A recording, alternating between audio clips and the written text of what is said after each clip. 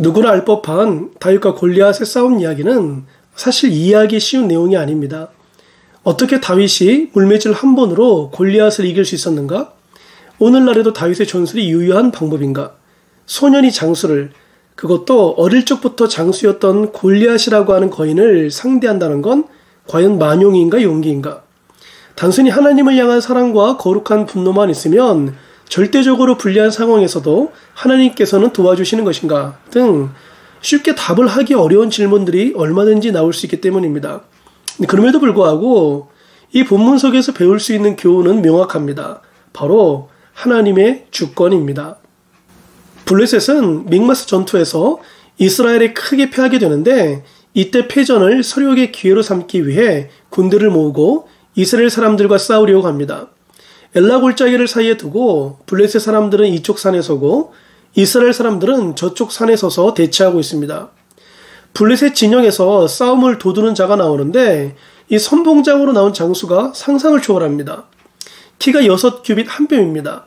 그러니까 한 규빗이 보통 이 손끝에서 팔꿈치까지 약 45cm이고 한 뼘이 13cm 정도이므로 대략 계산해보면요. 키가 무려 270cm 정도 되는 거인이나 다름없죠. 그러니까 한 규빗을 얼마로 보느냐에 따라서 다른 학자는 그 키를 3m로 보기도 합니다. 누굴까요? 바로 골리앗입니다. 그러니 사울과 온 이스라엘이 놀라서 크게 두려워한 것도 당연하겠죠. 12절부터 다윗의 이야기가 나옵니다. 어느 날 아버지 이새가 다윗을 불러서 형들에게 병참 지원하려고 심부름을 시킵니다. 다윗은 형들이 있는 진영에서 블레셋 장군 골리앗이 하는 말을 듣게 됩니다. 그리고 이 블레셋 사람을 죽여 이스라엘의 치욕을 제거하는 사람에게는 어떠한 대우를 하겠느냐? 이 할례받지 않은 블레셋 사람이 누구이기에 살아계시는 하나님의 군대를 모욕하겠느냐라고 말합니다. 그러니까 전쟁을 구경 왔다며 큰형 엘리압이 다윗을 혼내자 내가 무엇을 하였나이까? 어찌 이유가 없으리까? 라고 말합니다. 그러니까 분명한 목적이 있어서 이곳에 왔다는 거죠. 이러저러해서 이 소식을 사울 왕이 듣습니다.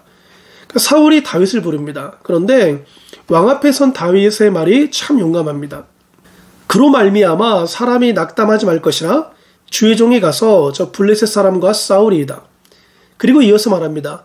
또 다윗이 이르되 여호와께서 나를 사자의 발톱과 곰의 발톱에서 건져내었은즉 나를 이 블레셋 사람의 손에서도 건져내시리다. 그러니까 여차저차해서 다윗이 이제 선봉장으로 나가게 되는데 그 장면이 참 우습단 말입니다. 군복이 어린 다윗의 몸에 맞지 않으니 입지 않고 골리앗과 싸우려고 나갑니다. 그런데 싸운다는 사람이 들고 나가는 게 황당합니다. 막대기를 손에 들고 시내에서 쥐운 매끄러운 돌 5개를 주머니에 넣고서는 물매를 가지고 나아갑니다. 전신을 갑주로 무장한 키 270cm 골리앗과 싸우려고 막대기와 돌과 물매를 들고 나아갑니다. 이러한 다윗의 행동은 과연 용기인가요? 만용인가요? 주의 깊게 생각해보면 이런 다윗의 행동이 과연 바람직한 신앙인의 모습이라고 할 수 있는지 충분히 의심할 수 있지 않을까요? 하나님의 상식을 무시하는 분이 아닙니다. 생명의 주관자가 하나님이라고 해서 태평양 한가운데 뛰어내리는 게 믿음의 행동일까요? 아니요. 어리석은 행동이죠. 하나님께서 지켜주신다고 해서 문단속하지 않고 집을 나서는 게 믿음의 행동일까요? 아니요. 맹목적인 신앙이죠.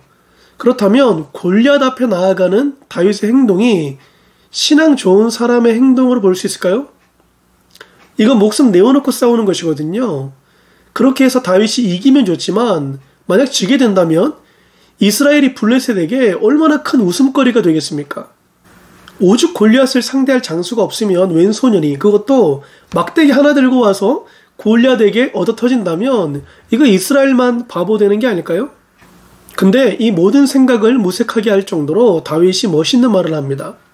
다윗이 블레셋 사람에게 이르되 너는 칼과 창과 단창으로 내게 나아오니와 나는 만군의 여호와의 이름 곧 내가 모욕하는 이스라엘 군대의 하나님의 이름으로 내게 나아가노라. 오늘 여호와께서 너를 내 손에 넘기시리니 내가 너를 쳐서 내 목을 베고 블레셋 군대의 시체를 오늘 공중의 새와 땅의 들짐승에게 주어 온 땅으로 이스라엘에 하나님이 계신 줄 알게 하겠고 또 여호와의 구원하심이 칼과 창에 있지 아니함을 이 무리에게 알게 하리라. 전쟁은 여호와께 속한 것인즉 그가 너희를 우리 손에 넘기시리라. 이 고백을 들으면서 저는 다윗의 행동이 만용이 아닌 용기였다는 걸 깨달았습니다. 그 용기의 동기가 무엇일까요? 47절에서 다윗이 정말 멋진 신앙 고백을 합니다. 전쟁은 여호와께 속한 것인즉. 오해하지 말아야 할 것이 있습니다.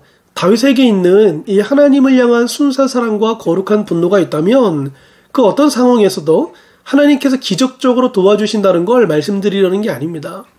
회사 사장님이 회식 자리에서 하나님을 모욕한다고 해서 그 자리에서 펄떡 일어나서 전쟁은 여호와께 속한 것인즉 이 회사로 하나님이 계신 줄 알게 하겠다 라고 탁자를 엎어버리면서 신앙 고백해야 한다? 뭐 그런 걸 말씀드리려는 게 아닙니다. 그런 고백을 한다고 해서 회식 자리에서 기적이 나타날까요? 글쎄요. 그 자리에서 사표를 내야 하는 역사는 일어나겠죠.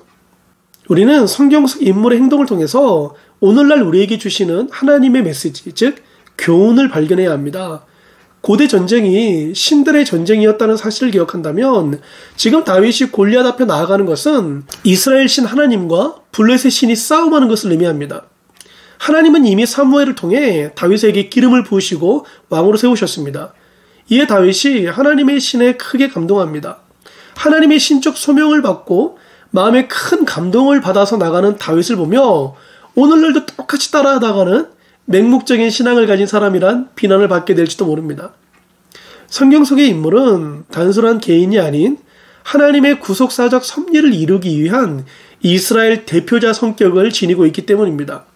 그렇다면 오늘 본문 속에 나타난 다윗의 모습을 통해서 여러분 도대체 어떤 메시지를 발견할 수 있을까요? 바로 하나님의 주권입니다. 바로 모든 전쟁이 여호와께 속해 있다는 진리의 말씀입니다. 다윗은 골리앗이라고 하는 거인과 싸울지라도 전쟁이 여호와께 속해 있다는 것을 믿었기에 이렇게 당당하게 나아갈 수 있었습니다. 아는 것을 아는 대로 살지 않는 것과 아는 것을 믿는 대로 실천하는 것에는 큰 차이가 있습니다. 지식적으로 아는 사람과 이것이 신앙 고백인 사람은 분명 차이가 있습니다. 매 순간 하나님의 인도하심을 구하시기 바랍니다. 인도하심의 시제는 과거도 미래도 아닌 현재입니다. 하나님께서 아브라함에게 고향과 친척과 아버지의 집을 떠나라고 명령하십니다. 어디로 가라고 하셨나요? 내게 보여줄 땅. 보여준 땅이 아니라 보여줄 땅. 즉 아직 아브라함이 보지 못한 땅입니다. 아브라함이 하나님 명령에 순종하여 보여줄 땅으로 가기 위해선 무엇을 해야 할까요? 내 순간순간의 인도하심이 필요합니다. 내 인도하심은 결과를 말하는 게 아닌 과정을 말합니다. 순간의 인도하심을 구하면서 인생길을 걸어간 뒤에 드디어 가나안 땅에 도착하고 나서 그때 고백할 수 있는 것이 바로 하나님께서 여기까지 인도하셨어요입니다.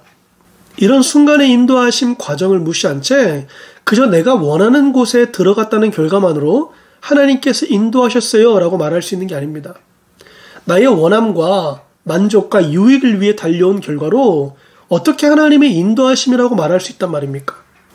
우리가 순간순간 하나님의 인도하심을 구한다면 그 목적지는 우리가 원했던 곳과 다를 수도 있지 않을까요? 하나님의 주권을 인정하고 믿는 사람은 매 순간순간 하나님의 인도하심을 구하는 사람입니다. 말씀의 결론을 맺도록 하겠습니다. 전쟁이 여호와께 속해 있음을 고백했던 다윗을 기억하시기 바랍니다.